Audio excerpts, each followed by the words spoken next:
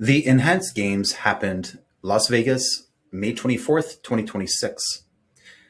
Athletes competed openly on performance-enhancing drugs, doses they admitted, pharmacology that has been banned in every sanctioned sport for decades. And here's what's actually happened. 3 of the marquee events were won by athletes who do not dope. Fred Curley took the men's 100 meters in 9.97 seconds, slower than every finalist at the Paris Olympics. Tristan Evelyn won the women's 100 meters in 11.25 seconds. Hunter Armstrong won the 50-meter backstroke. 3 clean athletes beating a field that disclosed using testosterone, growth hormone, and stimulants, and disclosed it openly. So only one unofficial world record fell. That's Giklomiv's 50-meter freestyle at 20.81 seconds. And that record will not be recognized because he wore a polyurethane suit banned by World Aquatics since 2010. So the only record was set with drugs and banned equipment. Meanwhile, James Magnuson, who publicly added 20 kilograms of mass on his pharmacy stack, finished last in both of his events. The parent company's stock actually crashed 45% in one day.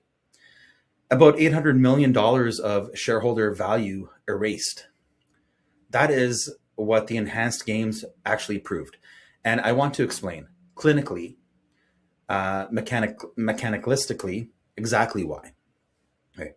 So drugs do not replace a foundation. That is the entire lesson. In 1996, the New England Journal of Medicine published one of the most cited studies in performance medicine. Bhasin and colleagues, men taking testosterone alone gained some lean mass. Men training without testosterone gained some lean mass. But men who combined training with testosterone gained dramatically more than either group alone. So the drug was a multiplier on a foundation. It was not a substitute for one. That study is 30 years old. The mechanism is settled science. James Magnuson had a foundation when he was competing at the Olympic, level, and years of programming, recovery infrastructure, sleep architecture, nutrition periodization, sport-specific neurology, the entire base that took him to 47.10 in the 100-meter freestyle in 2012, and he retired in 2019. He came back for the Enhanced Games with a massive pharmaceutical stack and a reported 20 kilograms of added mass. And the drugs were maximized. The foundation was years out of date, and he finished 2.3 seconds slower than his clean personal best. So that is the mechanism Bhasin described. So playing out in front of the cameras, right? So real evidence there. So now the safety question. A 2024 editorial in the British Journal of Sports Medicine from the International Federation of Sports Medicine, which is a leading international sports medicine body, was direct. Their position is that medical screening alone is not sufficient to guarantee the safety of athletes using performance-enhancing drugs. And the supraphysiological dosing, common at the Enhanced Games, goes well beyond what any screening can catch. That is a leading international sports medicine body, right? On the record. So a 2026 paper in Sports Medicine Open went further. Cardiovascular harm from high-dose anabolic steroid use is, and I am quoting, not rare, it is cumulative, and in some cases it is irreversible. A 2025 paper in Circulation, one of the most respected cardiology journals in the world, looked at outcomes in anabolic steroid users at scale, statistically meaningful excess cardiovascular disease, years of healthy life lost. Growth hormone, the second most disclosed compound in the Enhanced Games, athlete pool at around 79%, has been studied extensively. So a 2008 meta-analysis in the Annals of Internal Medicine looked at growth hormone use specifically in athletic populations. It did not reliably improve strength. It did not reliably improve performance. But what it did reliably do was increase soft tissue mass and increase side effect frequency. So the picture from the actual peer-reviewed literature is this. Drugs without a foundation underperform. Supervision does not neutralize the cardiovascular risk of supraphysiological doses. Growth hormone does not deliver what marketing claims it delivers, and the harms accumulate. Every one of those statements is from a peer-reviewed clinical source. The links are in the description below. Why does any of this matter to a 45 or a 55-year-old adult who is not competing for the prize money in Las Vegas? Because the same logic that made the enhanced games fail in public is the logic that quietly makes most adults over 40 fail in private. You're being sold a fix. The fix is a compound. The compound is supposed to make up for a foundation you have never built, or a foundation that has, eroded over time without you noticing, right?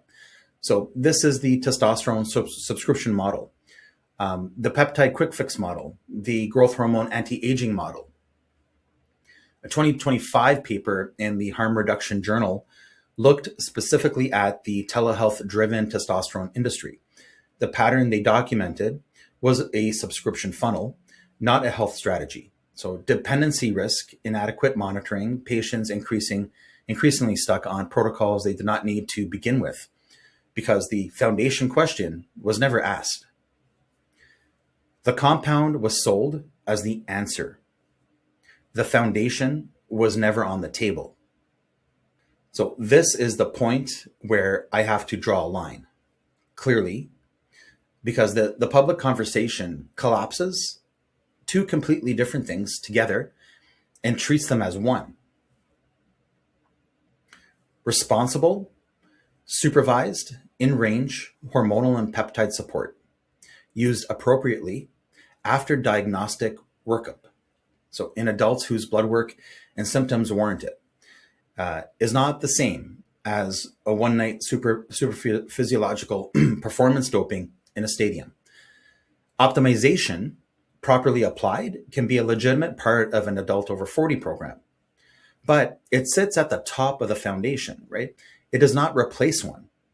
Recovery capacity, nervous system load, sleep architecture, training programming that matches your current biology, not the biology you had at 28, but nutrition that supports the work you are actually doing, blood work interpreted in context.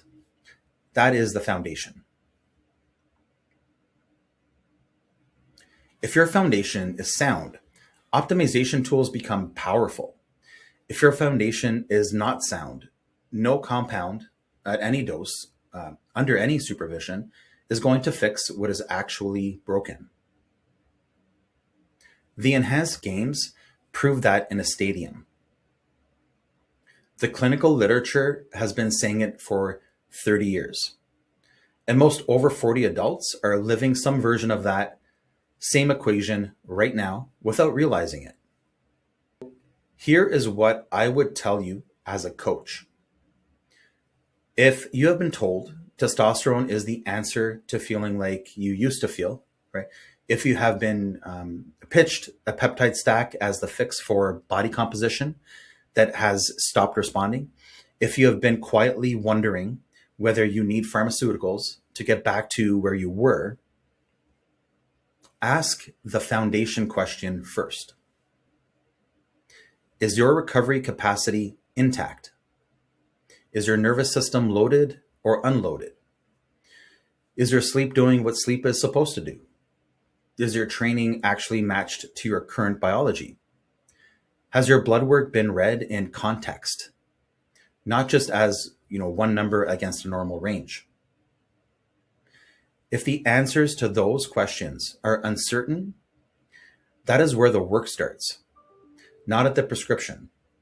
When the foundation is solid, the optimization question becomes a real conversation. Diagnostic, individual, responsible.